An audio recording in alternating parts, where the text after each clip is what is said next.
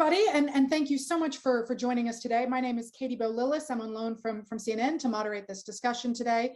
Thank you so much to the Atlantic Council for hosting this event and to the Jeffrey M. Taupins Foundation for sponsoring.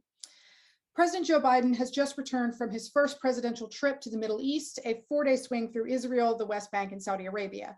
He reaffirmed commitments to Israel while releasing more aid money for Palestinians, but came home from a summit with Arab leaders in Saudi Arabia, where he had hoped to reach a deal on oil production to help drive down gasoline prices here at home, arguably empty-handed, at least according to some of his critics.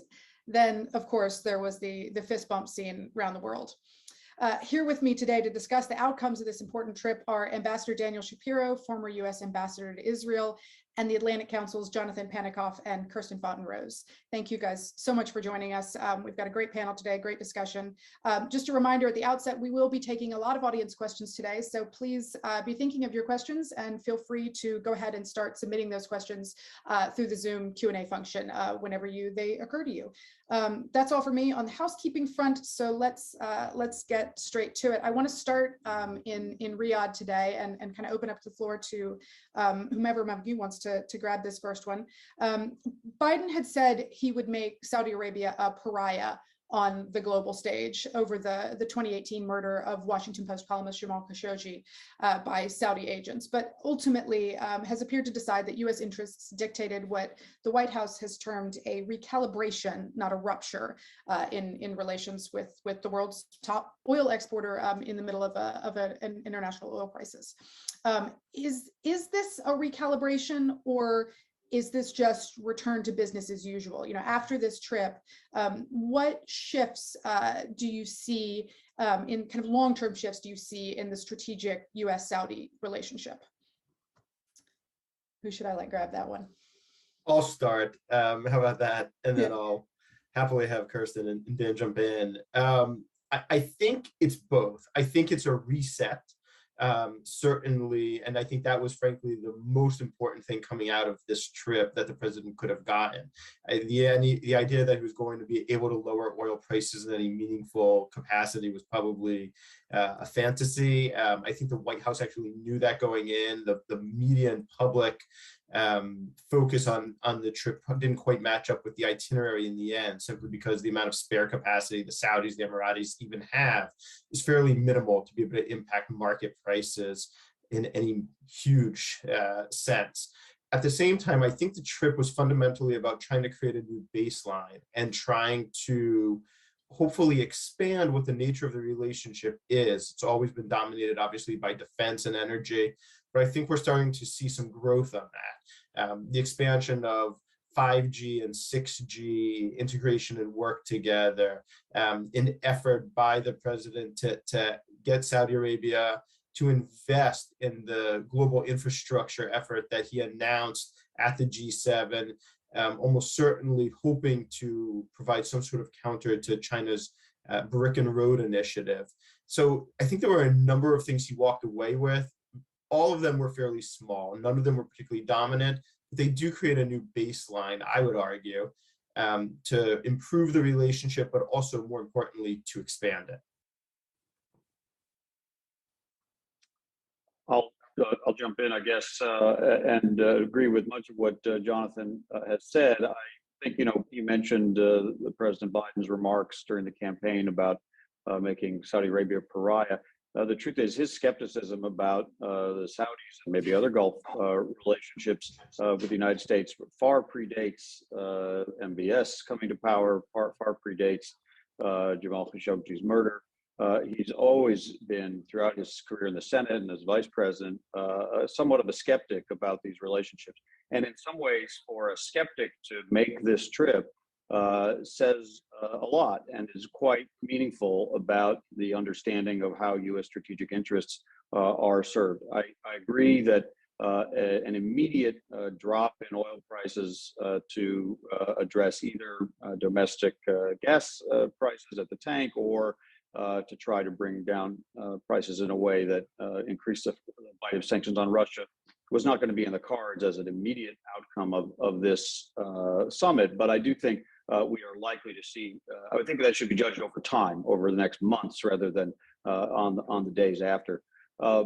what I do think this trip was primarily about was stabilizing a relationship that remains important for U.S. interests that had gotten into a rather unstable state, and maybe updating the core partnership. I mean, the core partnership, and it's always had a transactional nature, was that the U.S. provides security assurances to the kingdom, and the Saudis are responsible leaders of global energy markets, ensuring adequate supply and reasonable price. There's always going to be some aspect to that, but an update to that core partnership involves also some understandings that the Saudis, if they seek a reliable and durable U.S. commitment and presence in the region, and I think President Biden indicated that is his policy and his approach, they will commit to align themselves with U.S. interests when they're fundamentally challenged by our global rivals, by Russia and China. That doesn't mean a cutoff of relations with Russia and China. Obviously, they're going to conduct business in various ways, but a clear understanding that where they will be when fundamental U.S. interests are challenged, as of course they are in Ukraine, and they may be in other ways.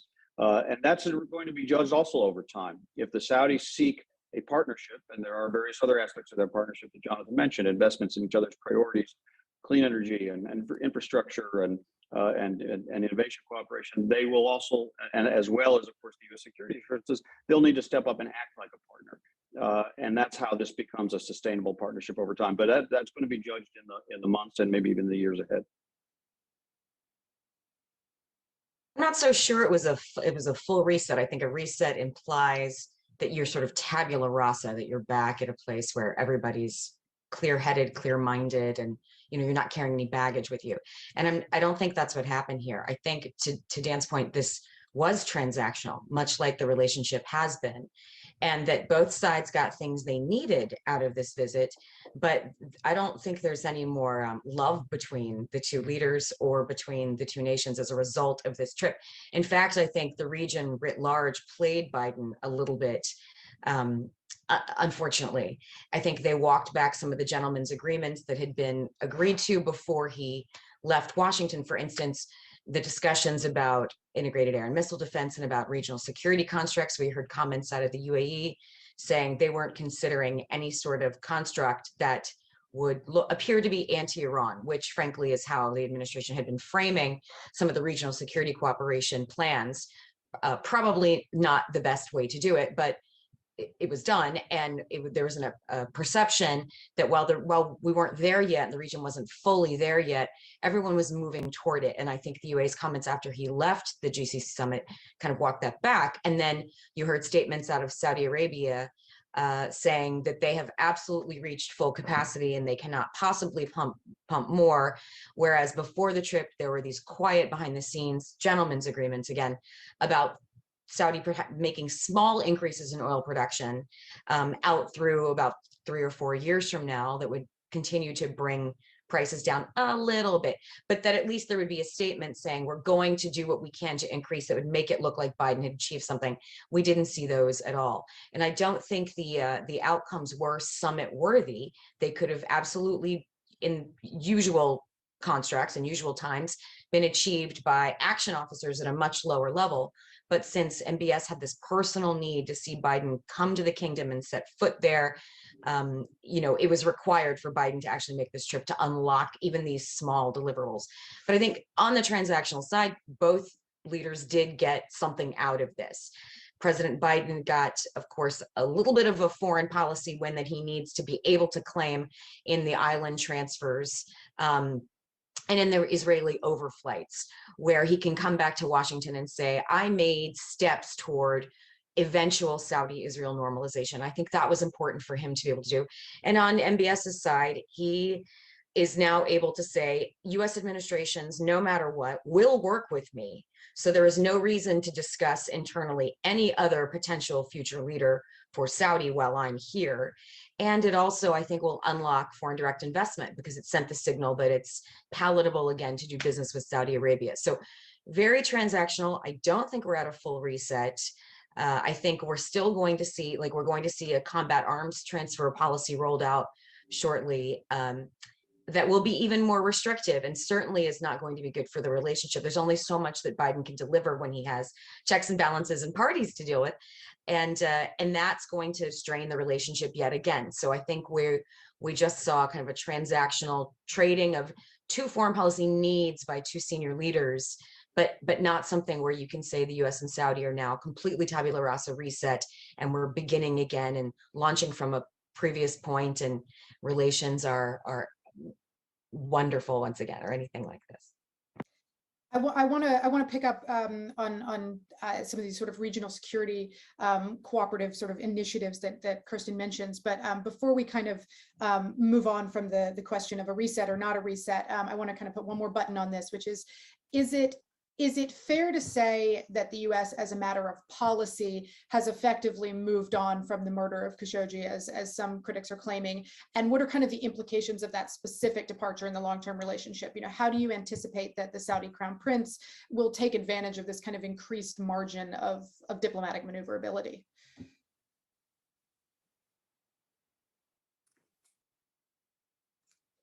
Well, I would say that it's not a total move on from the murder of Jamal Khashoggi. Obviously, there are sanctions that have been deployed against against a number of Saudi officials. The CIA report describing the Crown Prince as having responsibility for it has not been rescinded, and President Biden didn't walk that back in any way.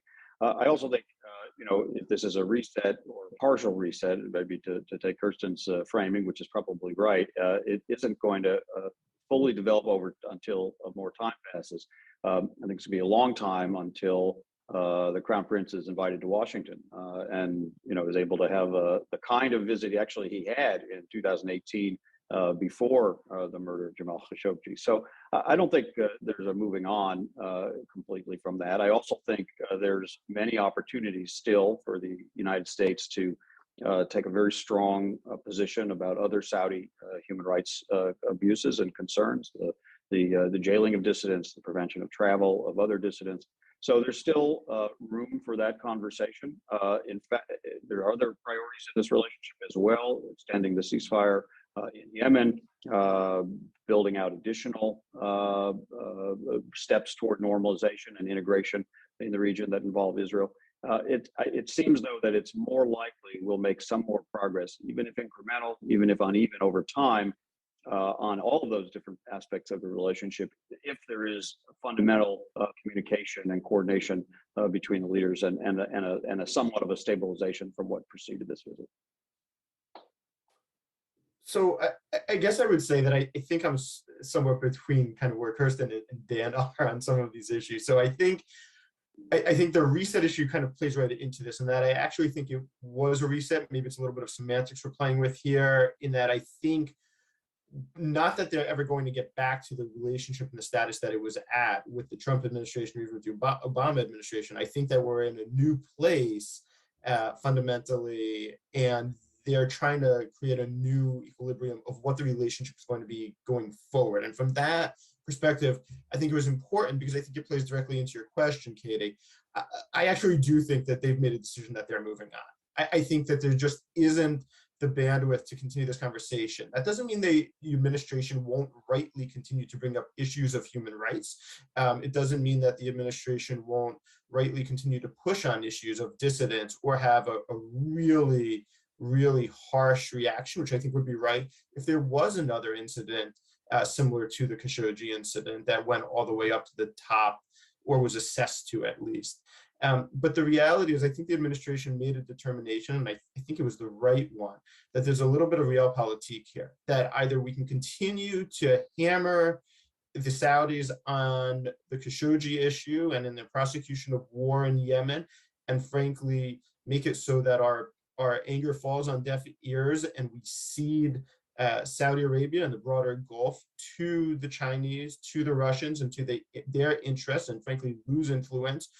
Or we say, look, we're going to continue to push the Saudis, we're going to continue to push our other Gulf partners on human rights, but this particular issue, we're, for all intent and purposes, ready to move on from. I'd be surprised if US officials continue to bring up the Khashoggi murder over and over again after this. It's possible. I don't think it makes a lot of sense. And I think, look, the other thing is by engaging, we ensured that we had an extension of the ceasefire in Yemen. I think human rights and the progress in human rights only works if the US is engaged. And it's slow and it's painful, but it can happen. And I think there was some evidence even before this of that. So for the first time, Saudi Arabia moved on the State Department's trafficking in persons report, for instance, from a tier 3 to a tier 2 country. Is that all the necessary progress for human rights that the US would want? Of course not. But I think it is progress, and it's excruciatingly slow, but it'll only come by engaging, resetting, and moving on like the administration did. I think to Jonathan's point about realpolitik, Biden wants to move on, but he is, of course, pulled by the left end of his party. And I think they're going to criticize him for making this statement that they think anoints MBS, but not coming away with outcomes that are particularly positive for the US. It doesn't move the needle on any of the big issues that they care about. But he may have a bit of an opportunity in midterms. Most people are saying that midterms, if they send the House to the Republican side or even the Senate, it's going to be disastrous. I actually think it's an opportunity for Biden, because he will then be able to turn to that portion, that piece of his party on the very left, and say, we've got to make compromises and able to get anything through. So let's talk about Saudi Arabia. You, very left of the party, have wanted us to both not designate the Houthis and limit arms sales to Saudi that would allow them to protect themselves against the Houthis. We've got to make compromises. I can only give you one of these two things. We've got to bend on another. And I think Biden as a foreign policy brain would like to do some of these things and feels like his hands are tied. Midterms may untie his hands a bit if the party wants to get other things through. So they may present a bit of an opportunity. No, we won't see an invitation for MBS to come, but frankly, he doesn't want it. They're very aware in Saudi Arabia that if he landed here, there'd be protests. It'd be embarrassing, lots of negative media coverage. And some folks in Saudi Arabia have a difficult time understanding that in the US, the government can't control the population, can't control the press. They understand it intellectually, but they still blame the US government when there are popular protests or when the media is critical. And it would then cause sort of this personal affront. And I don't think they're willing to risk that at all. So on the transactional nature of the relationship still at this point, we're going to see more of that. We're going to see ebbs and flows. And Jamal Khashoggi will continue to be brought up. That's not necessarily a bad thing. If you want to see change, you do have to, you can't just gloss things over. So I think Saudi expects that it will continue to be raised. And while they may not really hear it anymore, it does provide a reason that the US is is stalling certain things. Well, FMS, we want to move it along. We understand your need to protect yourself. We need to see a little bit of room on freedom of the press or something like this.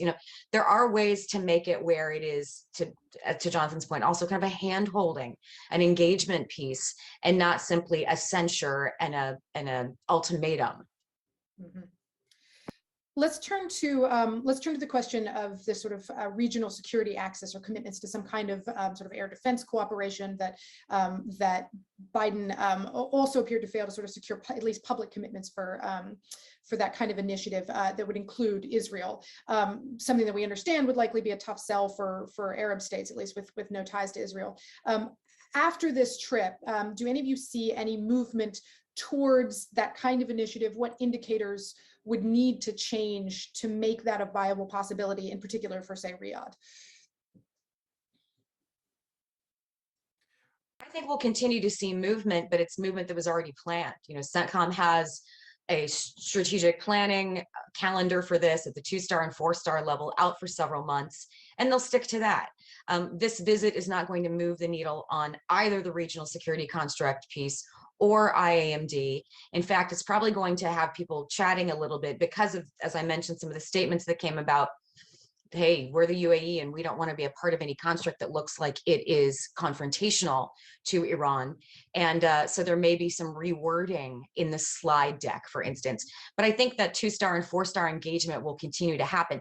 To be honest, Israel was not helpful before this visit in the fact that they discussed openly the status of the plans and kind of put a little bit of a more positive spin on it than was accurate at the time. There are so many concerns among regional states. First and foremost is simply their mistrust of one another. You know, they're not ready to enter into anything where there's information sharing or visibility of their own vulnerabilities in the air defense space with their neighbors. And so the US has been forced to create this hub and spoke model.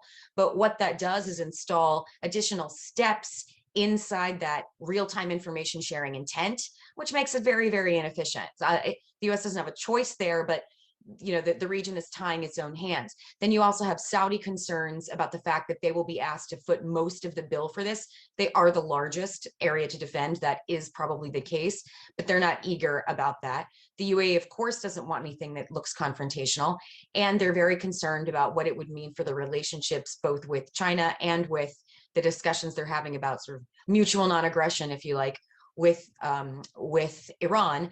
Qatar is not comfortable with something that shares its vulnerabilities with its neighbors. And of course, it has red lines on the relationship with Israel, as does Kuwait. And then Oman, being friend to all, still is saying, we're friends to everybody, but that also means the Palestinians, so we really can't move there as well. And they are extremely concerned about showing their cards to Saudi Arabia and to the UAE. So you have quite a few considerations that this visit didn't do anything to touch. It wasn't expected to, nothing was on the table that way, and much of it is internal GCC and out of our hands. But I don't think we'll see new movement, but we will continue to see the sort of plotting, intentional, already calendared planning, which is still a positive. I think that's right. I think Kirsten is right on in terms of her analysis of what we should expect to see. I think there was a little bit of a public mismatch. I think it was driven by the Israelis. I think it was also driven a little bit by the US and some folks in the Pentagon and elsewhere. There was never an expectation that this trip was somehow going to, end with a massive announcement that there was going to be an integrated air and missile defense pact between regional countries. It just wasn't reasonable, both from a technical perspective, because some of the hardware integration is probably going to take a number of years, even if they agreed to it, but also from the political expectation. The reality is, you have a number of states that don't have diplomatic relations with Israel that in order to enter into this would have to do so either through a cutout, such as the Emiratis, the Bahrainis, or somebody who does have the diplomatic relations, or they would have to try to do it secretly. That doesn't mean that it can't happen. I think it's going to move along, and I think it's important.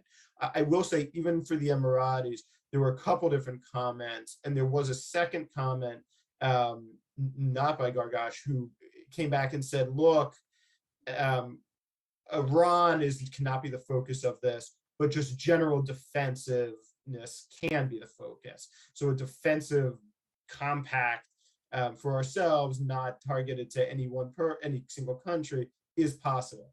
I don't quite know how you split that difference. I think everyone's fairly clear-eyed in the region in terms of where the threat is coming from and where it's viewed from.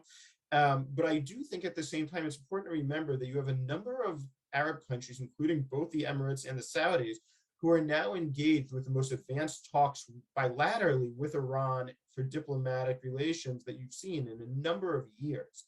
And so I think that you're seeing a lot of the Gulf states say, look, especially if JCPOA ends up collapsing completely, we're pretty scared. We're on the front lines here. And so we don't want to do anything that's going to rattle Iran, that's going to scare them. At the same time, there's a recognition that for their own security long-term, because they can't control everything Iran does, and Iran can control a lot, but not everything the Houthis do, for instance, they need to figure out a better way to integrate their security for themselves. I think it's possible as well that you could see a situation in which the Israelis remain kind of on the outside, and what you have is first a Gulf integrated system or a Gulf compact between Bahrain and Saudi Arabia and the Emirates for those countries to work together on something. We'll have to wait and see, but as Kirsten said, progress that was already planned probably will continue. It certainly will continue with the US in the room as well, now that everybody is in the CENTCOM AOR, including Israel. But I wouldn't expect massive new movements. This is going to be a long and slow haul.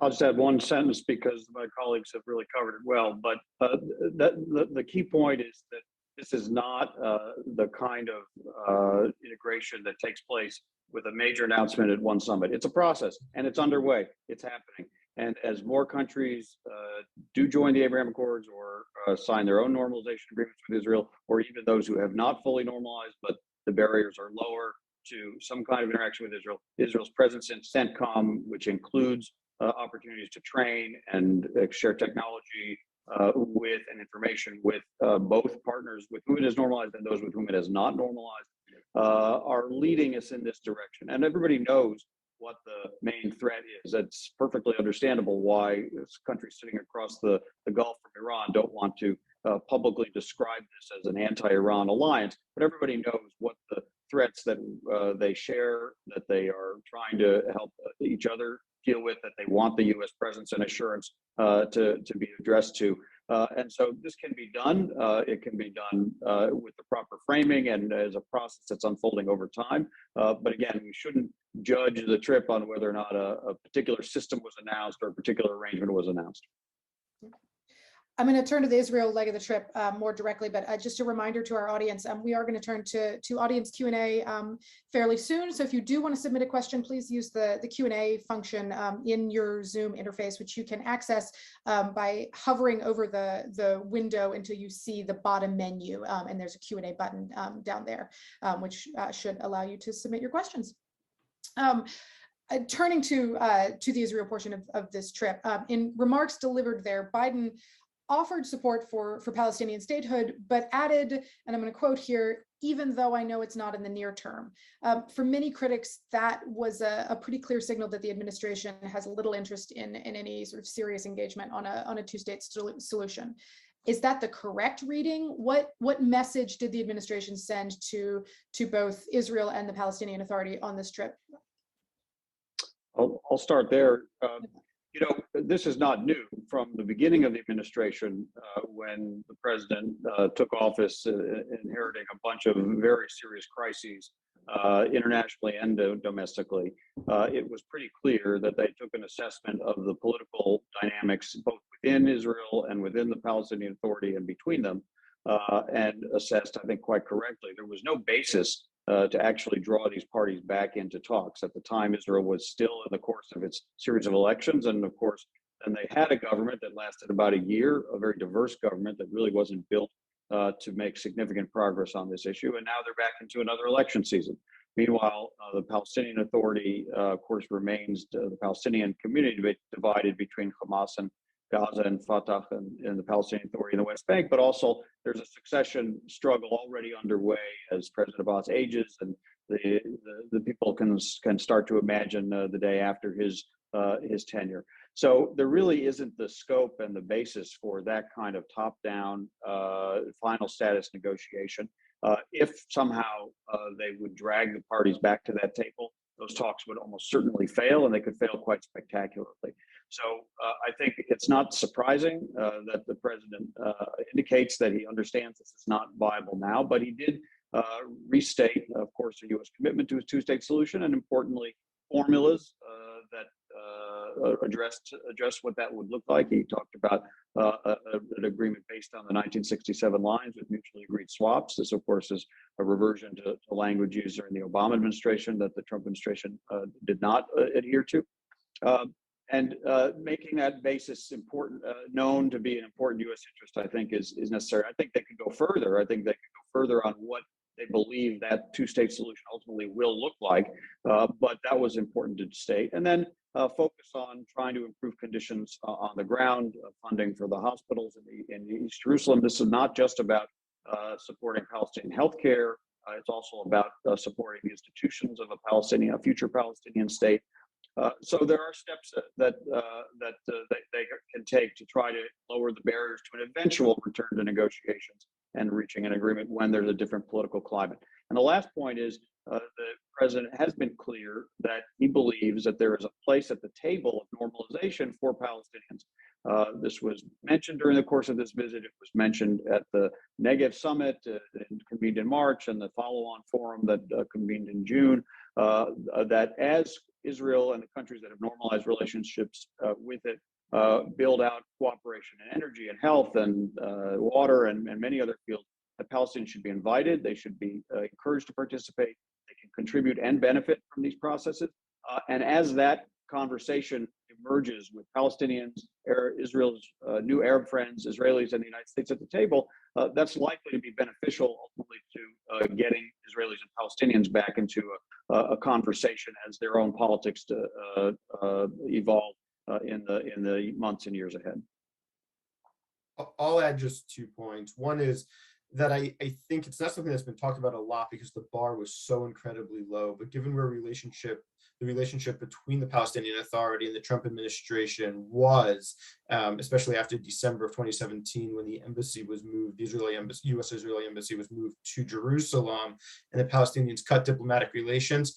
Any engagement is frankly progress to try and reestablish a more long-term and equitable relationship that is actually going to be able to be sustainable, just to have a dialogue. And so I think it was important that President Biden meet with President Abbas in order to simply do that and to have a symbolic indication that, yes, we are going to engage with the Palestinians. We are not going to keep the same policy that the Trump administration had. Obviously, it was the Palestinians' choice to cut relations, not the Trump administration's.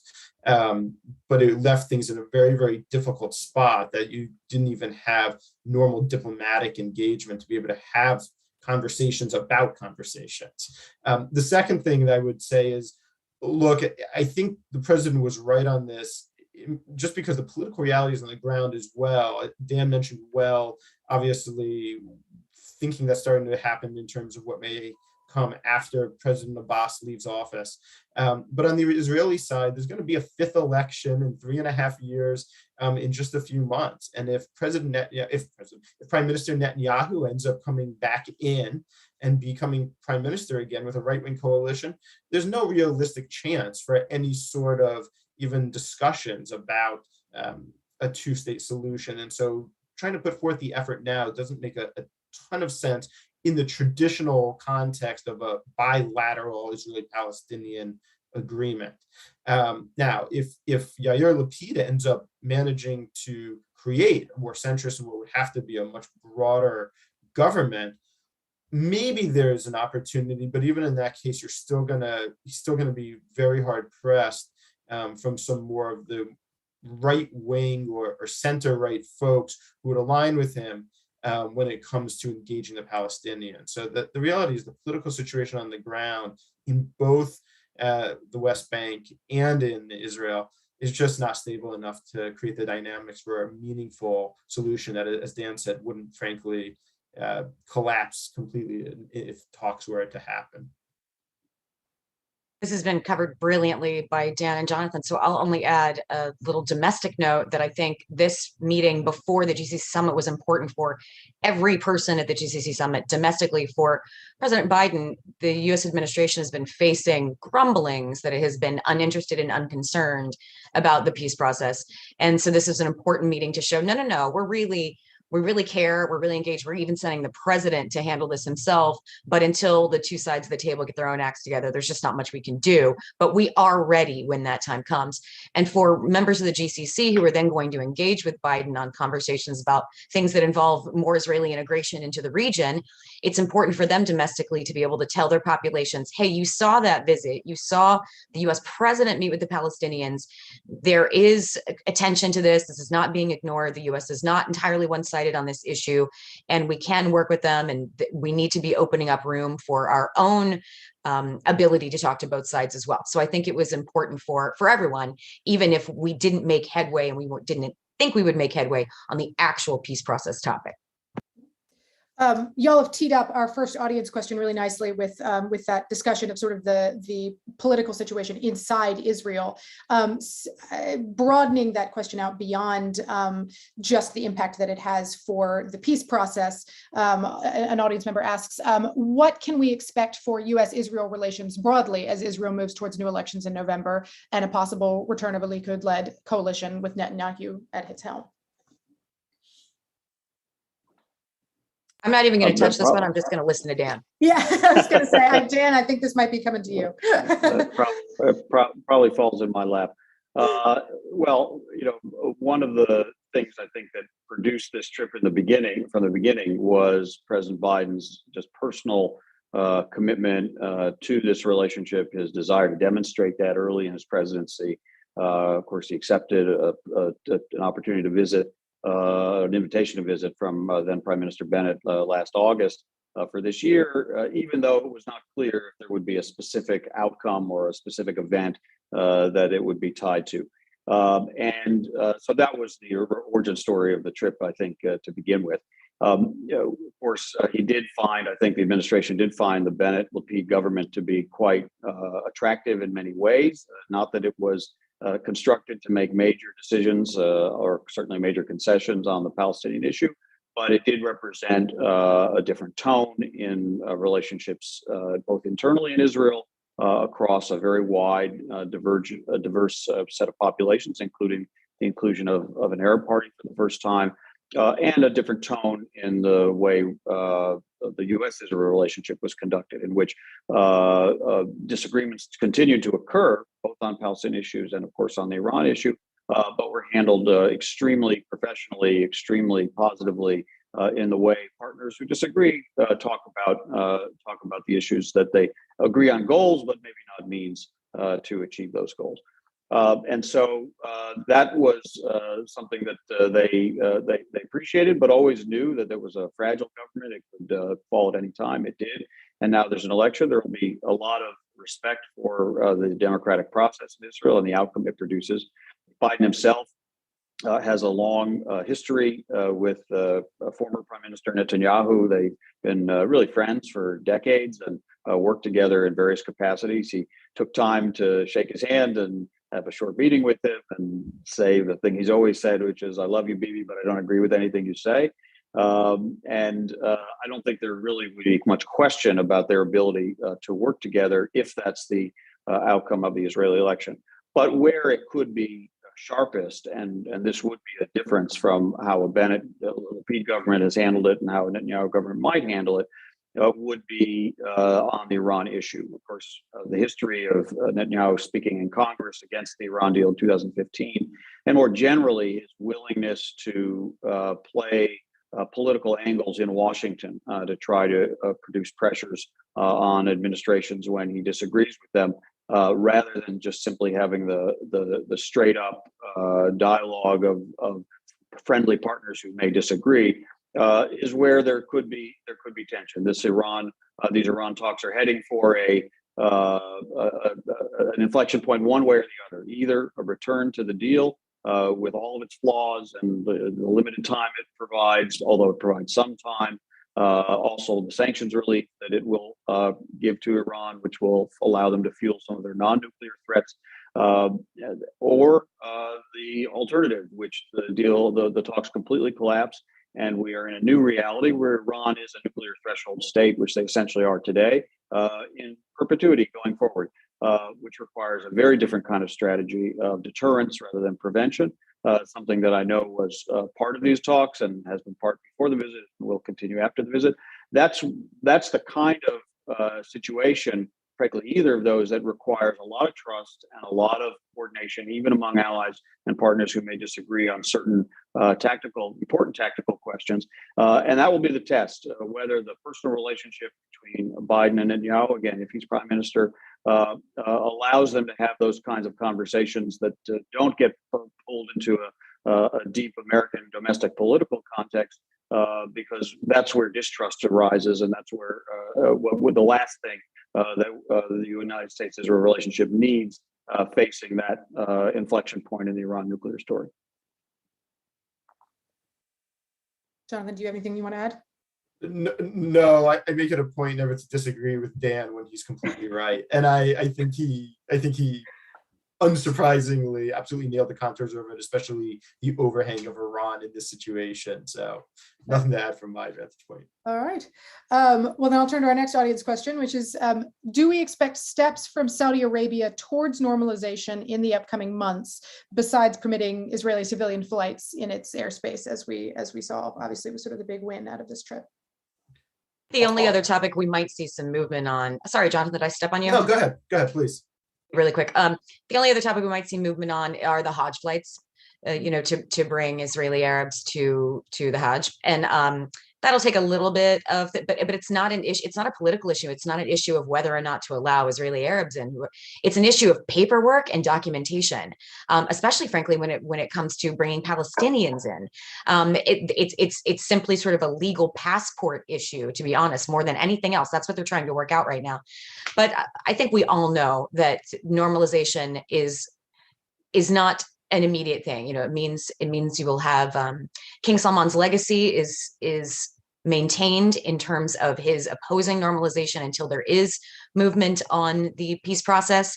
And as we've already discussed, that certainly is not the fault of the Biden administration or the GCC players that there is not movement on the peace process. But until there is, I don't think we'll see normalization, or until we have a change in the top leadership in Saudi Arabia that has a view toward business and defense and is not tied to that legacy stance. I agree with Kirsten, both on when the change will happen and the more tactical immediate issue of the Hajj flights. I broaden this a little bit in that I think you actually are seeing steps toward normalization already. Just some of them haven't been as publicly announced or as prominent as you might expect as the flights were, for instance, the overflights. You've seen an uptick in business dealings between Saudis and Israeli businesses that have been allowed. That is not insignificant. I think sitting together in a way that everybody knows they were in CENTCOM is a meaningful change. It was a really good move by the Trump administration to make that change, to move Israel from the EUCOM's AOR to the CENTCOM 1 at the end of the administration. I think what you're really seeing is almost a pathway that's not dissimilar to what Israel and the UAE had before normalization actually occurred. Before it was formally established and there were diplomatic relations, there was almost $12 billion of trade going on between the Emirates and Israel. And I think this is how it starts. Economic ties tend to lead to diplomatic ties, tend to lead to military ties. In this case, it'll probably be military ties before diplomatic ones, is my guess. But I think that we're on the right path. The one thing I think, especially Jerusalem, has to be a little bit careful of now is it's very, very clear to the Saudis just how much Israel wants to normalize. And the Saudis will use that and play that card and really try to extract a massive price, even post King Salman. If the Israelis aren't careful, it can't be that, even though I think the Saudis absolutely want it as well, if it seems like the Israelis are willing to give up a lot or do a lot, really beyond what they might normally just to get it, the Saudis will try to extract that. And so I think Jerusalem does have to be careful in their calibration here going forward, because the process isn't going to happen overnight. It's going to take quite a bit more time. I would be very surprised if it happened during King Salman's lifetime. Obviously, presuming MBS cedes the throne, whatever happens then and how long it takes would be a different issue. Our next audience question here. The Gulf countries are craving U.S. security guarantees in light of the Iranian threat, but why should President Biden commit to that, considering the Gulf countries' timid and at times unhelpful stance on the war in Ukraine and their relations with Russia? Well, he's not agreeing to that. And the previous administration didn't agree to that. And I don't think another coming administration of any flavor is going to agree to that. And it's not only because of the situation in the Middle East. It's because security agreements have the U.S. somewhat overextended now in 2 theaters already, and so there's no support on either side of the aisle for any sort of additional security obligations for the US military at this point. It's just really bad timing based on what we're seeing in South China Sea and in Eastern Europe. So for just one reason. Plus, to be completely frank, we have young and not quite as tested rulers in the region as we did 10 years ago.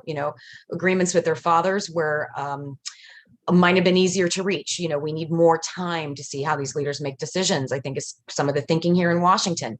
And so there's no appetite for jumping into something with them as well. There's also the issue, unfortunately, when we see these requests for an Article 5, what we don't see is the Gulf talk about what it brings to the table for something like that. The US is a giant country with a massive military power. And we've had countries like the UAE that have been wonderful partners, actively engaged in sending highly trained special operations forces to work with us in places like Afghanistan and other areas. But it's still very, very small. And Bahrain is very, very small. And so when I hear comments out of Manama, not from the government, but just in public perception, that US commitments to their security are implying in Article 5, we say, why would you even think that would be something that the US could consider at this point? And then what is it that you are bringing to the table, particularly while there is no inner GCC agreement? When you look at NATO, what that brings to the country is what that brings to the US, among other things, is that the bloc of countries, because of the unification in NATO, does present a larger strategic force than if it was each country individually. And so you're not going to see the US be interested in bilateral collective security agreements or in a collective security agreement with just a few little countries. If the bloc can't get itself together to be more of a force and to be more of a deterrent in its unity, then there's absolutely no interest. There's no incentive for the US to enter into something like that. But on the Gulf's point, what we are seeing is this talking past one another, because the US does perceive that its discussions about integrated air and missile defense and about a regional security construct are the US's way of answering this request/demand for more commitment to Gulf security. And we're not seeing the Gulf perceive those offers that way. I would add, I think the issue from the Gulf, and Kirsten touched on this, is it's made out as if there's some sort of unity within the GCC, and the rift may have been resolved technically, but there's no love lost between some of these countries. And so I think before the US can play the type of leadership role that would be necessary for some sort of integrated air and missile defense structure, some sort of greater security guarantee, the US has to be able to understand what it is that it's being asked to guarantee fundamentally. And not all of the Gulf countries agree on that. And so I think that makes it a very, very hard path going forward. It means that you're probably going to end up, rightly, with continued US bilateral security commitments that don't necessarily reflect a holistic GCC approach as much as I think the US would like. I think there's a little bit of a myth that the US has, including militarily, moved away from the region. Just if you look at the number of troops and basing, the number of Patriot batteries deployed, et cetera, some of it has been, frankly, poor messaging throughout the last 3 administrations, from the Obama administration, the Trump administration, and this administration. I think that gave that impression. The reality is the US hasn't actually gone anywhere. It's just that the attention can't solely be on the Middle East anymore. The attention that used to be able to be solely placed on Saudi Arabia or on the Emirates or on whoever has to, frankly, be also shared with attention on Russia right now, attention on China. And those are major geostrategic competitors that aren't going to go away. And the adversarial nature of the relationship the US has with them means that we have to focus on them in a holistic and fulsome way, or we risk really our own national security long term. So I'm skeptical that of this idea that the US has somehow abandoned the region. I just don't think that's true. And I think the Biden administration has pushed back on that idea. I think they've been right about that. But at the same time, I do think the one thing the US can get together better is our messaging, and the GCC needs to do a better job of figuring out what it actually wants and what US security commitments should mean for it. Yeah, I'll just add that I think the both Kirsten and Jonathan covered this very well. The last three administrations in different ways have indeed communicated something that I think is really widely felt among the American people, which is a desire not to have new major military entanglements in the Middle East. But that's a far cry from abandoning it. Jonathan mentioned the troops and the aircraft and the naval vessels that are still there, still very present, still active under CENTCOM's leadership as partners with the region. But what there is now an opportunity for, not necessarily going to be seized, but the opportunity is to create a sustainable U.S. presence that the American people can absorb. And the recipe for that, on the one hand, is increasing the process of integration that is underway, political and security integration. So normalization, every step toward normalization, and of course, all the work that is done with Israel already in CENTCOM, and the gradual, as we talked about earlier, building out of some common regional player-led security structures in which CENTCOM is the supporting actor, but not necessarily the tip of that spear. That's one aspect of a sustainable U.S. presence. And the other is knowing that these partners, if they seek assurances from the United States, they're not going to be Article 5 assurances, as Kirsten says, but they can still be assurances in the form of presence, in the form of commitments of how to respond to certain kinds of attacks, in the form of certain kinds of systems that are provided. Those are met by commitments by those partners to be aligned with the United States against when our interests are fundamentally challenged by Russia and China.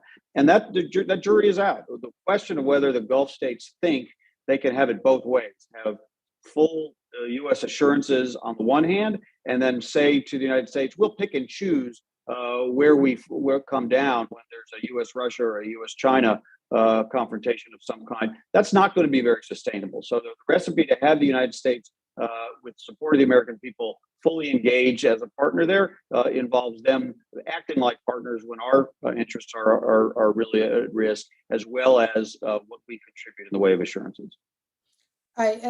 Dan, Jonathan, you guys have both, I think, have touched on another sort of major theme of this trip that we haven't really hit directly on yet, which is, obviously the president in remarks in Saudi Arabia really appeared to frame this trip through the lens of U.S. competition with Russia and China. He sort of publicly gets up there and says, we will not walk away and leave a vacuum to be filled by China, Russia, or Iran. Dan, you've just touched on this briefly, but I'd be interested in all of your takes on this. Is the choice for regional actors as binary as the president describes it? And is the U.S. offering an effective alternative to, in particular, Russia and China? Yeah, it's not binary. Nobody is suggesting that the Gulf states have to cut off their relationships with Russia and China. It's just simply not possible. But there are moments, either moments that are currently happening with Russia's invasion of Ukraine, or potential moments if China were to be aggressive against Taiwan, and certain kinds of engagements, Chinese military bases, as was apparently underway at one point in the UAE, or the sale of certain Chinese technologies into the region, that do cross lines. And so there need to be some kind of understandings about that. And the president, of course, that's the reason why, that's the correct framing of why the president felt that our interests required him to overcome his own skepticism and some of his own words and go and have these conversations, because we have interests in this region that are tied to what goes on in the region and the threats that emanate from it, Iran chiefly, but also it affects our global interests and the competition we have with those countries. By the way, there was an important element of this in the Israel visit as well. The president's participation in a quadrilateral virtual summit with the UAE and Indian leaders, the so-called I2U2, is a way of trying to link this emerging coalition in the Middle East to our other partners in the Indo-Pacific, and of course the Indo-Pacific Quad, of which India is also a member, is largely seen, I think correctly, as a way of countering Chinese influence. So if we can get these coalitions of U.S. partners in different regions linked together, that's helpful. Also, in the Jerusalem Declaration, the very long and warm statement of the U.S.-Israel relations, there's a provision about coordinating export policies and technology investment policies, which, although it doesn't say the word China, is mostly about preventing China from having undue access to the Israeli high-tech sector. So these issues are present now in all of our relationships, and partners all over the world will have to understand that nobody is telling them they can't have relations with Russia and China, but there need to be the lines drawn. There needs to be clarity about when U.S. interests are fundamentally challenged, where they'll come down, and there needs to be coordination at the front end, so we don't find ourselves in crisis moments going in different directions. And to extend Dan's point about touching on and addressing strategic competition issues without overtly saying it, it's sort of a buzzword now. It's a trigger phrase if you talk about great power competition or even strategic competition, or raise the idea of an us versus them. But I think some of the discussions that were had and some of the framework agreements that were laid about things like cyber and 5G and space exploration during the summit are in fact moves toward countering that Chinese influence in the region without saying you need to pick a side. It's just saying we're going to come in some of these areas where we may not have been as present and where you've been tempted or have been working with China more strongly. We're going to take back some of that space. So I think that's definitely a positive for both the US and for Saudi Arabia and for the Gulf writ large. In terms of an alternative, we're not completely presenting one, although we are one, and we're certainly a good one. But I think what I keep hearing from the region, and friends are hearing from the region, is that since the US behaves tactically and not strategically, it's very hard when it comes to regional foreign policy. It's very hard for the region to then get behind what we're asking for. So they perceive our foreign policy decisions as always a response and never often delayed and somewhat haphazard. And so when you're talking about things like energy security, these kinds of topics need coordination between swing states like the US and Saudi and UAE, and buy-in from OPEC Plus and LNG producers and the green energy sector. And then there are a dozen geopolitical issues that need to be stabilized. You got Libya, Venezuela, the Eastern Med, the like. And it requires an end state backed by a strategy with an implementation plan that has lines of economic and diplomatic effort in both of those sectors. And the US has to lead, but right now we don't have plans. And energy security is just one example. You always hear this criticism of us in the last 2 years about no plan for Syria, no plan for Libya. And without those plans, we constantly hear from the region, it's very difficult to get behind the US asks because they're kind of one-off and they're very tactical. And so the US alternative isn't visible in those kinds of asks and those kinds of foreign policy movements. And we need to be able to present something that is more, here's what we're going for, and here's how we're going to get here. And so here's what we're asking you to do as your piece of that. If we really want that kind of buy-in and we want the region to say, okay, the US is now this alternative to where we want to be in the future. They're contributing to the end state we also share. We just need to convey that a bit more clearly, and perhaps draft some more active implementation plans to go along with some of these end states. I'll just add, and I know we're getting right to time, so I'll make this quick. I agree wholly with what Dan said and where Kirsten is going with this. Look, I think part of the issue is I've heard from a lot of Gulf states and folks out there that have said, you want us to be great partners, you want us to turn down the Chinese, but you're not offering us an alternative. And I think what you saw in the 5G and 6G announcement, for instance, was a recognition of that.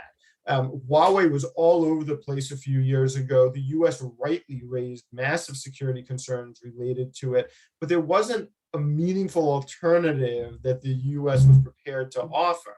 And so that really put, I think, a lot of the Gulf states in a tough position. I think now hopefully that's going to start to change. There's a recognition that the US has to get ahead on some of these technologies issues, some of the investment issues, some of the broader issues that are driving the economies or will drive some of the diversification of the economies in the Gulf, also in Israel, where China is the second biggest investor after the United States. I think to the extent that everybody can kind of come to the table on some of these other issues, it'll help more broadly and holistically with the security issues as well writ large. So I think there was progress made on some of these issues. It's going to take a while to turn that ship because there's a feeling that the US has not been clear and consistent throughout administrations on exactly what it wants from the region. Hopefully that's starting to change. That's great. Well, as Jonathan has said, we are right up against time. This was a fantastic discussion. Thank you, all three of you, for all of your smart thoughts and keen insights. Thanks again to the Atlantic Council for hosting this event, and again to Jeffrey M. Taupin's Foundation for sponsoring, and to all of you in the audience who joined us today. Thank you so much, and have a great rest of your Wednesday. Thanks, Katie. Bye, everybody.